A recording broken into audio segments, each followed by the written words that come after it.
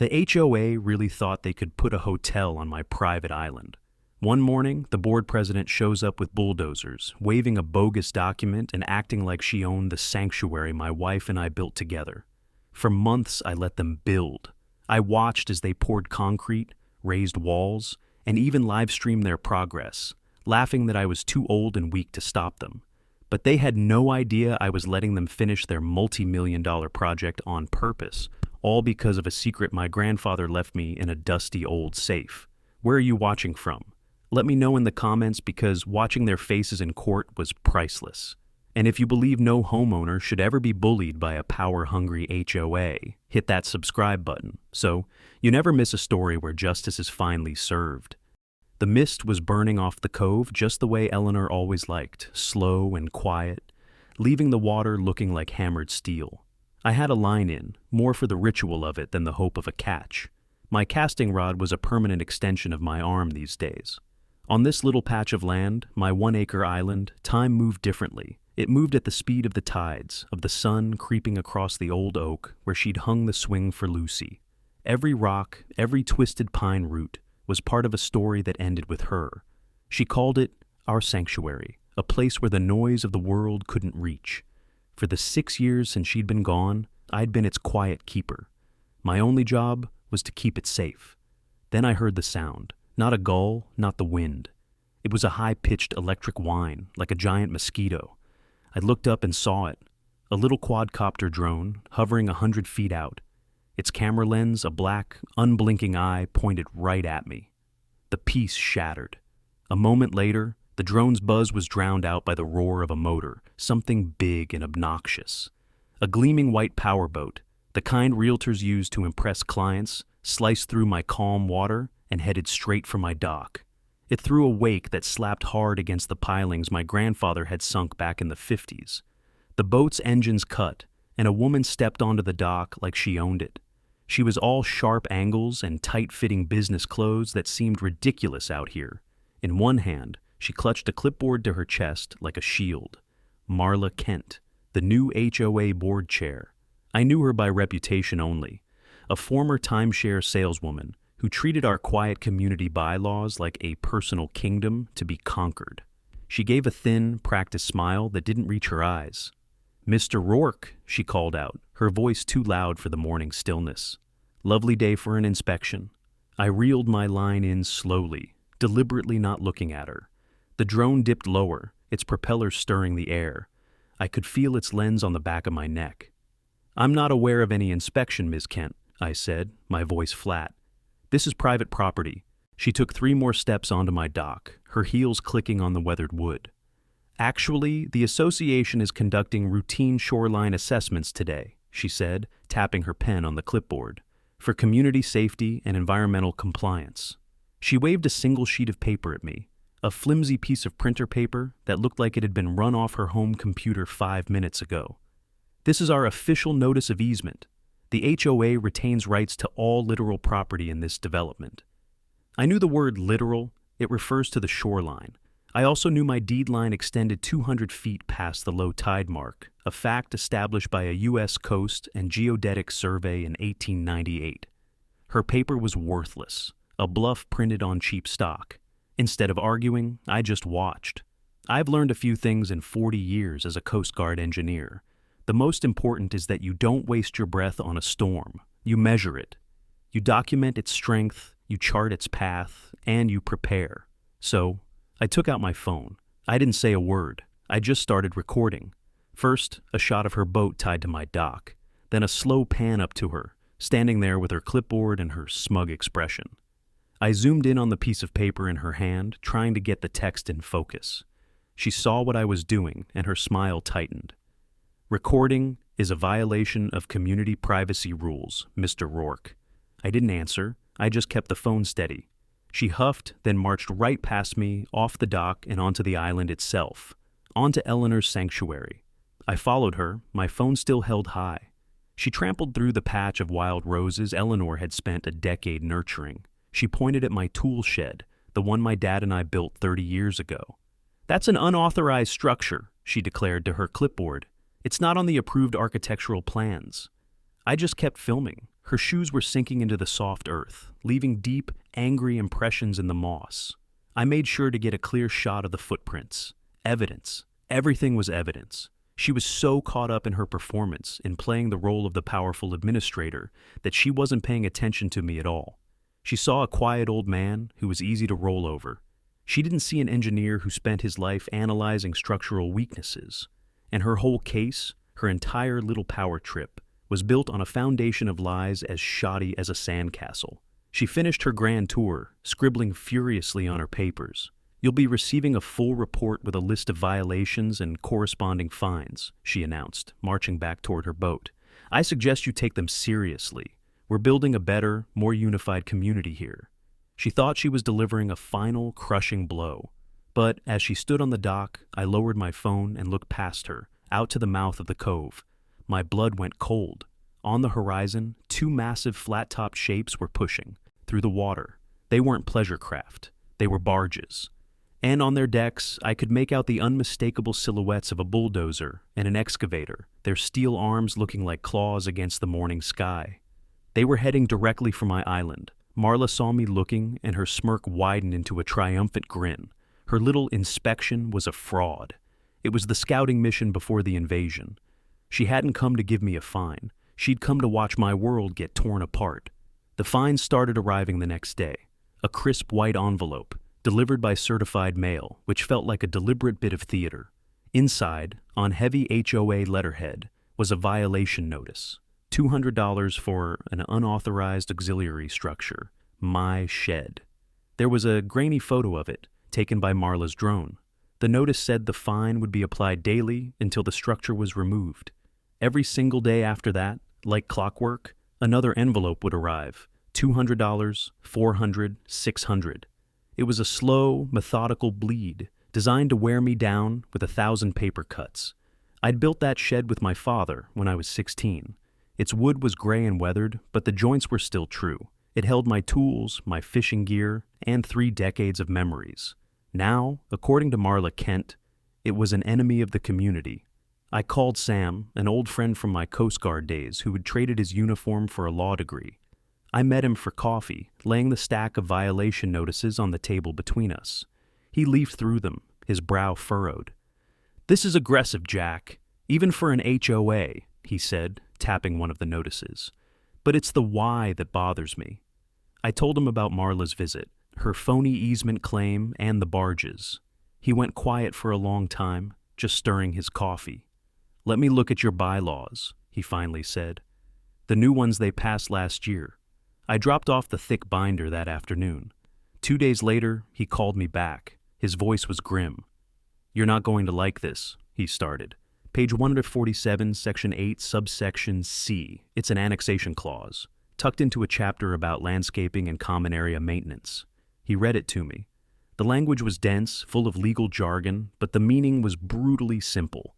It gave the board the power to absorb and improve any non-compliant, adjacent, or literal parcel for the benefit of the community, provided the owner was in violation of other bylaws. They were using the fines from my shed as the legal hook to seize my entire island. "Nobody read it, Jack," Sam said, his voice laced with frustration. "They buried it in 200 pages of rules about grass height and trash can placement. It's a hostile takeover hidden in plain sight." My blood ran cold. It wasn't just about a hotel. It was about taking the island, her island, Eleanor's sanctuary.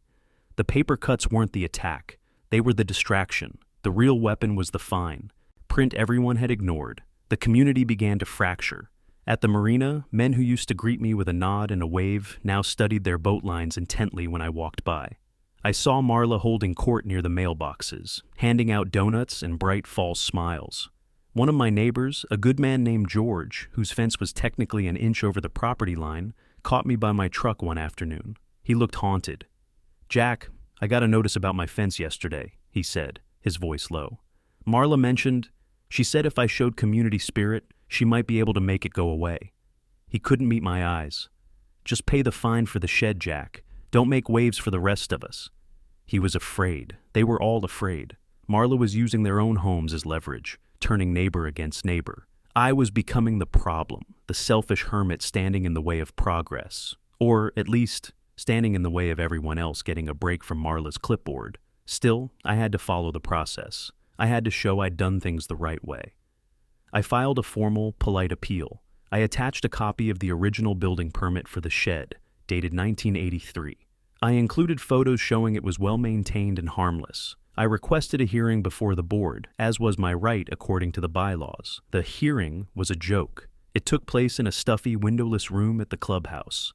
The board sat at a long table, Marla in the center, flanked by a nervous-looking treasurer and two other members who refused to make eye contact.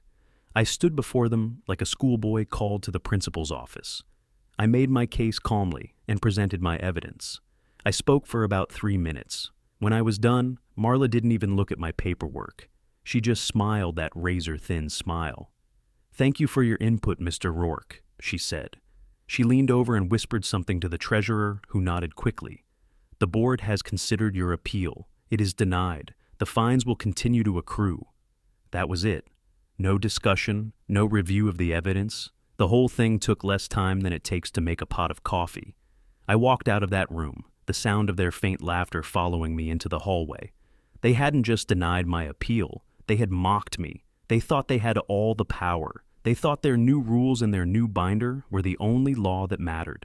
That night, I sat in my workshop, the pile of fines on my workbench growing like a tumor. I felt a wave of despair wash over me, a feeling of utter helplessness. I had followed their rules, and they had laughed in my face. The law, it seemed, was whatever they decided it was on any given day. My eyes drifted across the room to the corner, where a heavy, dust-covered object sat beneath an old canvas tarp.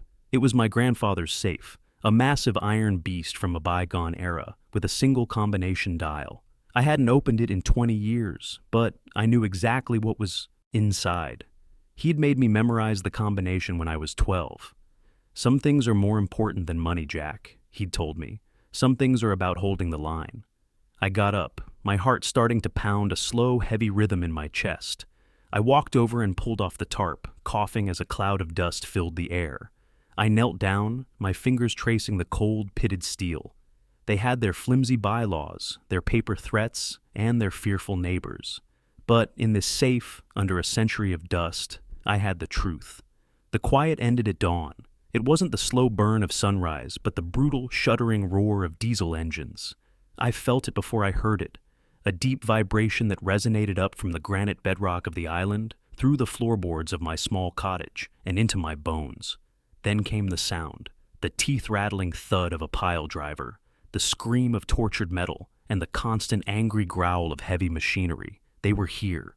The barges I'd seen were now moored just offshore, and a small army of men in hard hats was swarming my land. My sanctuary was now a construction site. Each day was an assault. They tore into the earth where Eleanor's rose garden had been, ripping out roots and leaving a scar of mud and diesel fuel. Huge steel pylons were driven deep into the ground, each impact shaking the pictures on my walls. The wildlife fled. The deer that used to graze by the cove were gone. The family of ospreys that nested in the old pine left their perch and didn't return. The island, once a living thing, was becoming a sterile platform of rebar and concrete. Marla Kent was a frequent visitor. She'd arrive on her gleaming boat, not in work boots but in expensive heels, her clipboard replaced by a smartphone on a selfie stick. She'd walk the perimeter of the construction, a safe distance from the mud, and live stream her progress reports. I'd watch from my window as she narrated the destruction with breathless enthusiasm. "And here you can see the foundation for our community-owned eco-lodge," she'd chirped into her phone, panning across the torn-up earth. "This is an investment in all of our futures, creating a beautiful, sustainable asset that every resident can be proud of."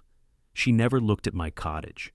It was as if I didn't exist. To her, and to the people watching her videos, I was just a ghost haunting the background of her grand project. But I wasn't idle. While she was performing for her online audience, I was working.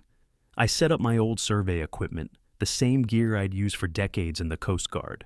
I logged every trespass, every violation. I bought a sensitive seismograph online and set it up in my basement, meticulously recording the vibration levels from the pile driver, charting them against the local building codes.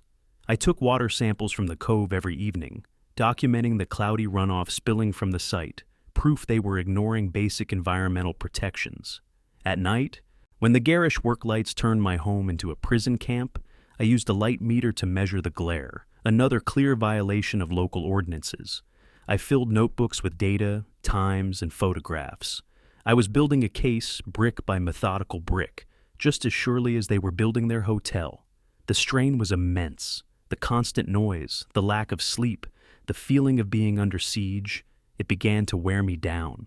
The worst part was seeing the pain in my granddaughter Lucy's eyes. She came to visit one weekend, bringing a batch of cookies she'd baked, her face a mask of worry. She stood on my porch, looking at the skeletal frame of the hotel rising over the trees. "Grandpa," she said, her voice small, "this is killing you. Mom and Dad, we want you to come live with us. Just sell. Please. It's just land." Her words hit me harder than any fine or violation notice. She was right. I was exhausted. The fight was draining the life out of me. For a moment, I almost gave in. The thought of peace, of a quiet house far away from the grinding gears and Marla's smug face, was overwhelmingly tempting. I looked from Lucy's pleading face to the half-finished structure that desecrated Eleanor's memory. Selling would mean Marla wins. It would mean they could take what wasn't theirs through sheer bullying and fine print. It would mean Eleanor's sanctuary would be a footnote in a timeshare brochure. "Not yet, sweetheart," I said, my voice thick. "I can't, not yet." She hugged me tight, and I felt the tremor of a sob she was trying to hold back. That hug almost broke me. It was also the thing that saved me. It reminded me who I was fighting for. A few days later, I was watching them from my porch. They were using a crane to lift a massive concrete piling, preparing to sink it near the edge of the cove. I noticed the foreman, a man named Hank, yelling at the crane operator to hurry. They were behind schedule, I'd overheard them saying. Rushing is how mistakes happen. As the piling swung into place, I saw it. A dark spiderweb pattern of fractures near the top, where the lifting chain was secured, a manufacturing defect. The stress of the lift was causing it to fail. I stood up, shouting and waving my arms. "Stop! The piling is cracked! Stop the lift!" The workers ignored me. Just another outburst from the crazy old man. Hank shot me a furious glare, but just as he turned away, there was a sharp crack, like a rifle shot echoing across the water. The piling shuddered, and a huge chunk of concrete broke away, plummeting towards a young worker standing below. He was looking up, frozen in terror. I didn't think, I just moved. I sprinted from the porch, grabbing a heavy-duty ratchet strap from my tool shed as I ran. I hooked one end to the base of a solid oak tree, vaulted over a pile of rebar, and threw the other end to the stunned worker. "Wrap it around the base of that pylon," I yelled. He fumbled, but did as I said. I cranked the ratchet with everything I had, pulling a high-tension line just as the rest of the piling shattered. The steel cables inside held for a second, causing the broken mast to swing like a wrecking ball instead of falling straight down. It slammed into the tension strap, which groaned but held, deflecting the lethal payload just enough to miss the man. It crashed to the ground a foot from where he stood. The whole site went silent. Every worker, including Hank, was staring, first at the pile of rubble, then at the terrified young man, and finally, at me. In that moment, I wasn't the enemy. I was the only one who saw the danger, and the only one who knew what to do. The trust they had in Marla and the foreman had just cracked wide open. Saving that young man's life changed nothing for Marla Kent. In fact, it made things worse. The site was shut down for 2 days for a safety review, which put the project behind schedule. Her fury wasn't about the near-fatal accident. It was about the delay. My punishment arrived in another certified envelope. The daily fines for my shed had been doubled, retroactively.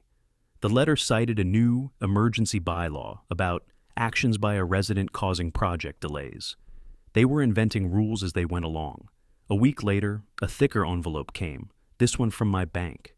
The HOA had placed a lien against my mainland house. The fines, now inflated to an absurd number, were being treated as a legal debt. They weren't just coming for the island anymore. They were coming for my home. That was the moment I knew I couldn't just document and wait. I needed help.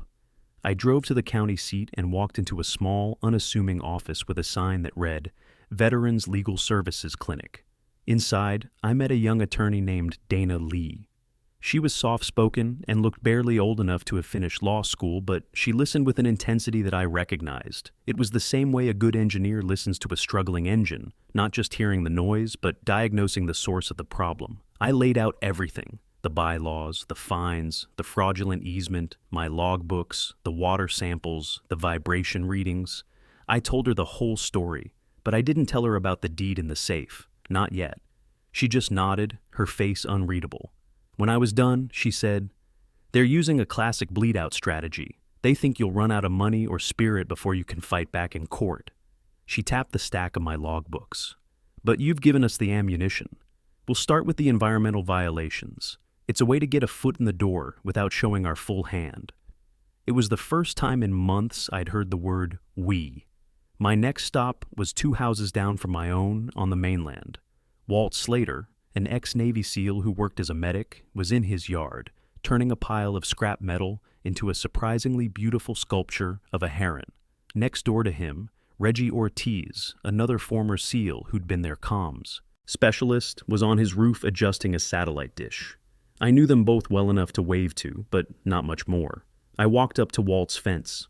"Doc," I said, using the nickname I'd heard others use, "I need a private security consultation." He put down his welding torch and looked at me, his eyes taking in everything. "I'm not for hire, Jack," he said, his voice a low gravel. "This isn't a job," I said. "It's a neighborly request. My property is being trespassed upon continuously. I need a record of it, a clear, undeniable record." Reggie, hearing our conversation, had climbed down from his roof and was walking over. "What kind of record?" he asked. I looked at both of them. "I need a timeline of every single person and vehicle that sets foot on my land. I need it documented with geolocated, time-stamped evidence that will stand up in court." Reggie's eyes lit up. A smile touched the corner of his mouth. "That sounds like a fun little project," he said. The next weekend, my quiet little island became the most surveilled piece of property in the state. Reggie deployed a series of tiny, motion-activated cameras hidden in birdhouses and hollowed-out logs. He mapped the entire island with a high-precision drone, overlaying the live camera feeds onto a 3D model. Walt, meanwhile, took a different approach. He'd sit on my porch for hours, a pair of powerful binoculars in hand, just watching. He made the construction crew nervous. His quiet, focused presence was more intimidating than a dozen angry shouts. With Dana filing the formal EPA complaints and my SEAL neighbors building an ironclad record of the trespass, I felt like I was finally fighting back. But it was a silent, invisible war. On the outside, it looked like I was losing badly. The hotel was nearly finished. It loomed over the cove, a 3-story monster of steel and glass, 90% complete. The local news station ran a story on it, a puff piece celebrating Marla's vision. She stood in a hard hat, beaming into the camera, talking about community and progress. Then they cut to a shot of my little cottage, filmed from a distance. The reporter's voiceover called me a reclusive local man and a selfish hermit who was trying to stand in the way of a project that would benefit everyone. Watching that on my small TV, I felt a profound sense of despair. My neighbors thought I was a villain. The world saw Marla as a hero. The hotel was a physical reality, casting a literal shadow over my home. It seemed impossible that my quiet work, my logbooks and water samples, could ever tear that building down. A week later, Marla decided to celebrate her victory. She hosted a topping-out party on the half-finished roof deck of the hotel. It was an exclusive affair for the board members, a few key investors, and the local news crew. They had champagne, catering, and a string quartet. From my porch, I could hear their laughter drifting across the water. I waited until the party was in full swing, then I got in my small skiff and motored over. I tied up at my own dock and walked right up the construction ramp, past a surprise security guard. I was carrying a small, beautifully gift-wrapped box. I stepped out onto the roof deck. The chatter died down. Every eye was on me. Marla turned, her face a mask of fury. "You are trespassing, Mr. Rourke. I'm calling the police." "I just came to bring you a gift," I said calmly, walking towards her. "A housewarming gift of sorts." I held out the box. Her anger gave way to curiosity and a flicker of smug triumph. In front of all her guests and the rolling news camera, she couldn't resist the chance to publicly humiliate me one last time. She snatched the box from my hand and tore off the wrapping paper. Inside was a simple, elegant black frame, and in the frame wasn't a photograph of the island or a white flag of surrender. It was a high-resolution, professionally framed photograph of a single, ornate, embossed seal pressed into century-old paper. Underneath it, the date was clearly visible, 1898.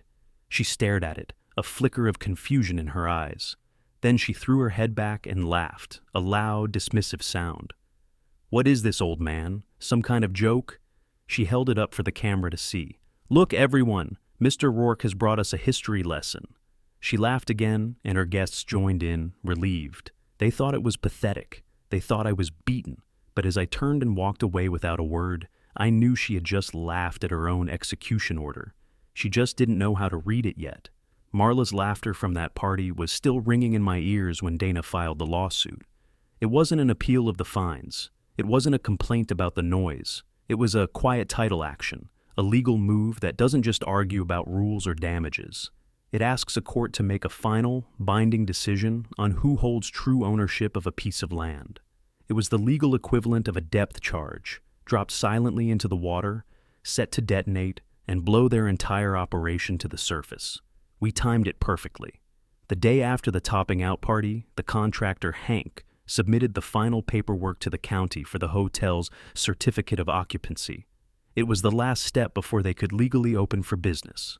He walked the paperwork into the county clerk's office at 9 in the morning. At 10:30, a process server, hired by Dana, walked into the HOA's management office and served them the lawsuit.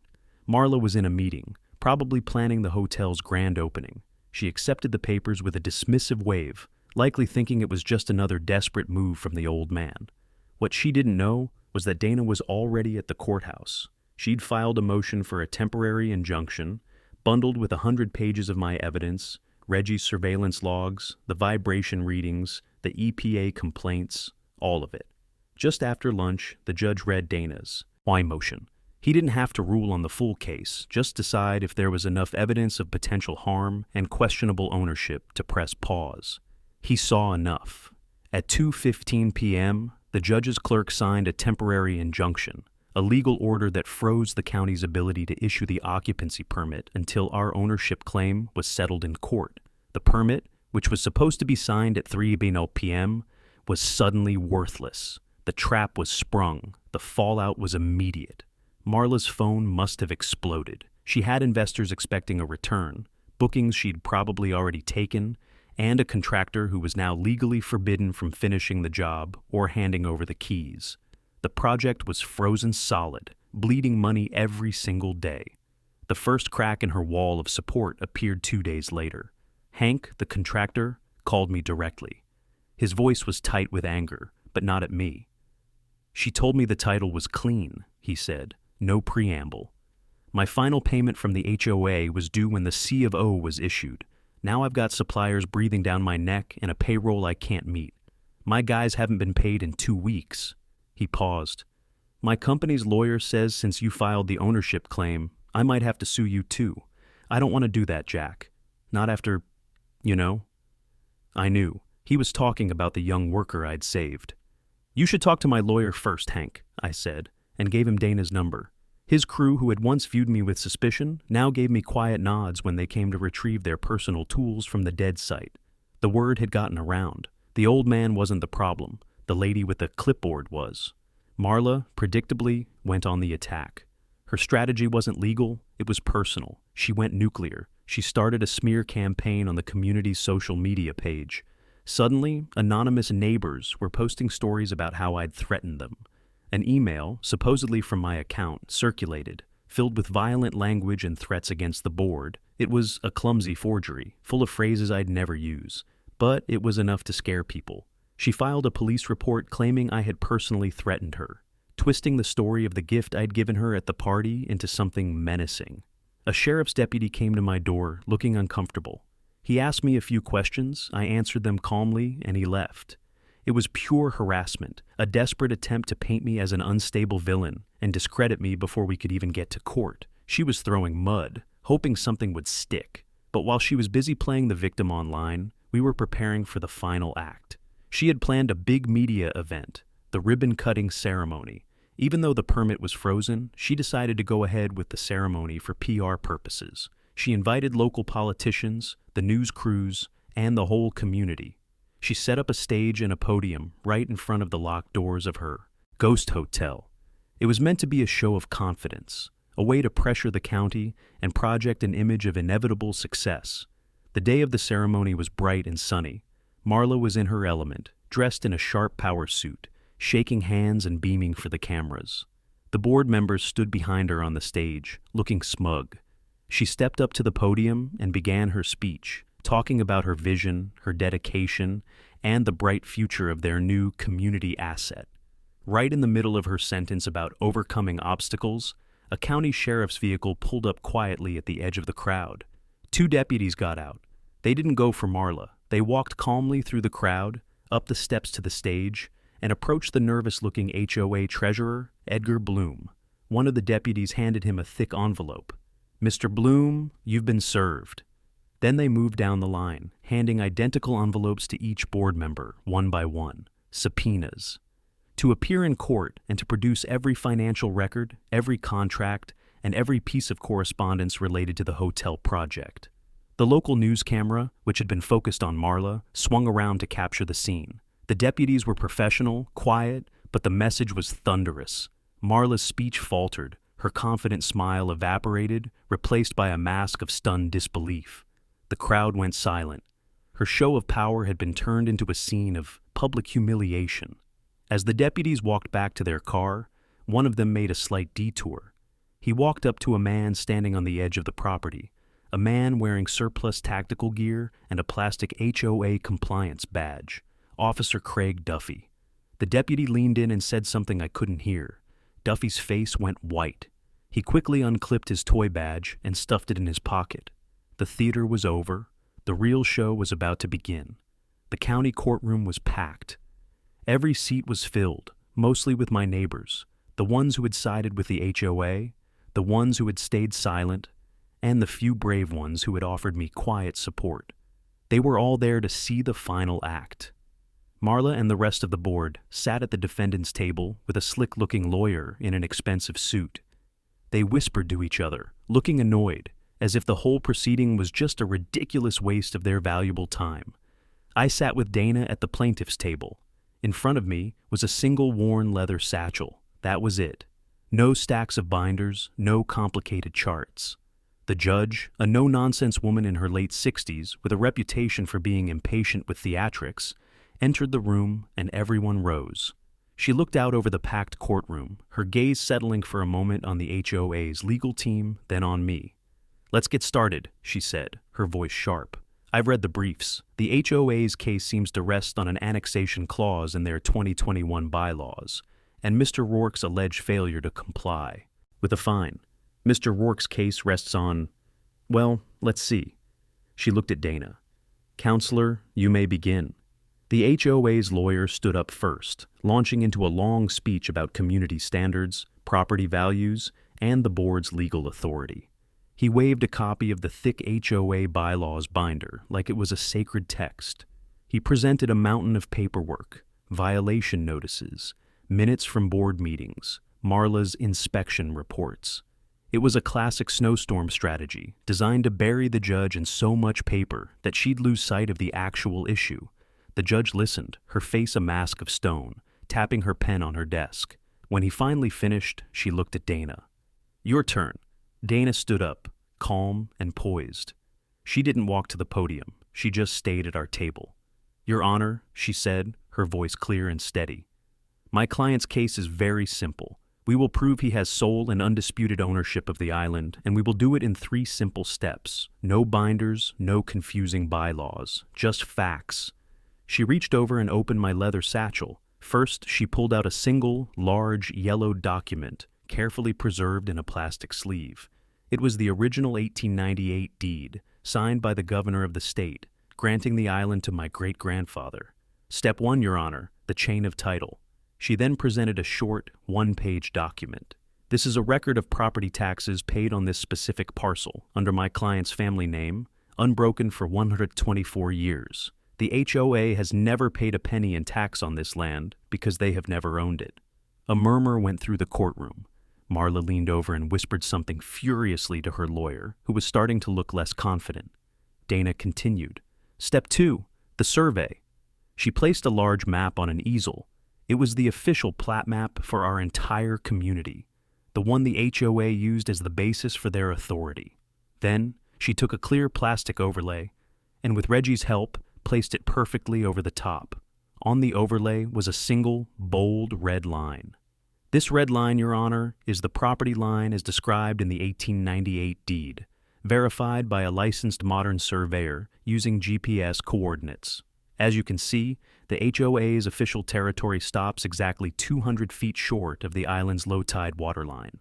They have built a $3 million hotel on land they have absolutely no legal claim to. The silence in the room was deafening. The HOA's entire case, their entire kingdom, was built on a map that proved they were wrong. Finally, Dana said, Step 3, the proof on the ground. She turned on the courtroom's large video screen.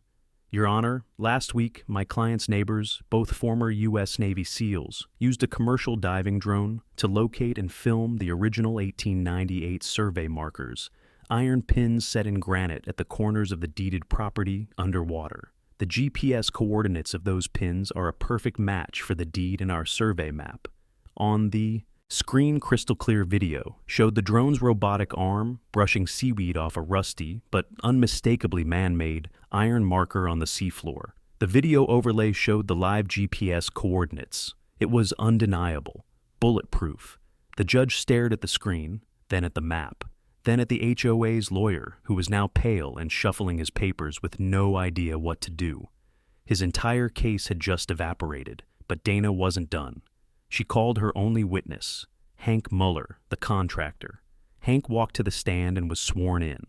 Dana asked him one simple question. Mr. Muller, what did the HOA, specifically Ms. Kent, tell you about the ownership of the land before you began construction? Hank looked directly at the judge. She guaranteed me, in writing, that the HOA held a clear and undisputed title. She said the old man living there was irrelevant and would be gone soon. My contract was based on that promise. Now, my company is on the verge of bankruptcy because she lied. He then turned and looked straight at Marla. The hatred in his eyes was hotter than his welding torch. The judge had heard enough. She looked at Marla. Ms. Kent, do you have anything to say to this? Marla, finally realizing she was trapped, did what bullies always do when their power is stripped away. She lost control. She stood up, her face blotchy with rage. This is ridiculous. He's a senile old hermit, and those residents, she said, her voice rising to a shrill shriek as she gestured wildly at the gallery. They're all just ungrateful, lazy people who don't appreciate anything I've done for this community. Her own lawyer was trying to pull her back into her seat, but she shook him off. She had forgotten, in her rage, that the court stenographer was recording every word. She had forgotten about the hot mic on the witness stand, broadcasting her tirade throughout the courtroom's sound system. Her ugly, unfiltered contempt for the very people she claimed to serve was now on the public record for everyone to hear. The judge's ruling was swift and brutal. She didn't just rule in my favor. She brought the hammer down. The verdict was an immediate ejectment order. The HOA was legally a trespasser, and their multi-million-dollar hotel was an illegal structure. The judge ordered them to fund the complete and total removal of the hotel and restoration of the island to its original condition, entirely at their own cost. Then came the damages. For the months of harassment, the bogus fines, the property damage, and the legal fees, she awarded me treble damages, 3 times the estimated cost. The final number was $3.2 million. A collective gasp went through the courtroom. Marla Kent, whose tirade had gone viral on local news sites before the court session had even ended, just stared blankly, her face a mask of ruined ambition. She had tried to bleed me out with $200 fines, and in the end, her arrogance had cost her everything. The demolition barges that arrived a month later were a welcome sight. Instead of bringing equipment to build, they were there to tear down. Hank Muller's crew, paid in full with a cashier's check from the HOA's now panicked insurance company, dismantled the hotel with a satisfying efficiency. They took it apart piece by piece, module by module, until nothing was left but the concrete pylons, which they then cut down to the ground. The whole ugly monument to Marla's greed was hauled away on barges, leaving behind only scarred earth. The fallout in the community was seismic. The HOA's insurance premiums skyrocketed to a level they couldn't possibly afford. Faced with financial ruin and the fury of the residents they had insulted, Marla and the entire board resigned en masse. They vanished overnight, their reign of petty tyranny over. All the fines against my property were wiped from the record. The lien against my house was dissolved, and my legal ownership of the island was now enshrined in a fresh court order, unassailable and permanent. That $3.2 million felt like a heavy weight. It wasn't my money, it was blood money earned through months of stress and heartache. I sat down with Lucy and my lawyer. We decided to split it. Half went into a trust to pay for my grandchildren's college education, ensuring they'd never have to compromise their futures. The other half, $1.6 million, I donated to a regional wildlife conservancy to purchase and protect sensitive wetlands just like my own cove. It felt right. The money born from the island's desecration would now be used to protect other sanctuaries. The fight had changed our neighborhood. People were talking to each other again, not as potential violators of some arcane rule, but as neighbors.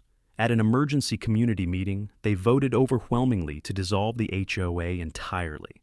In its place, they formed a simple, voluntary neighborhood committee to handle the basics: road maintenance and plowing the snow.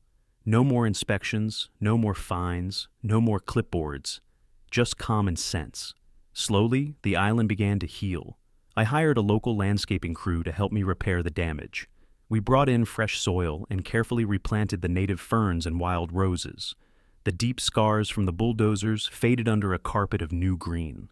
Where the hotel once stood, I planted a memorial garden for Eleanor. Nothing fancy, just a simple stone bench surrounded by her favorite flowers, lavender and hydrangeas. The ospreys returned to their nest in the old pine.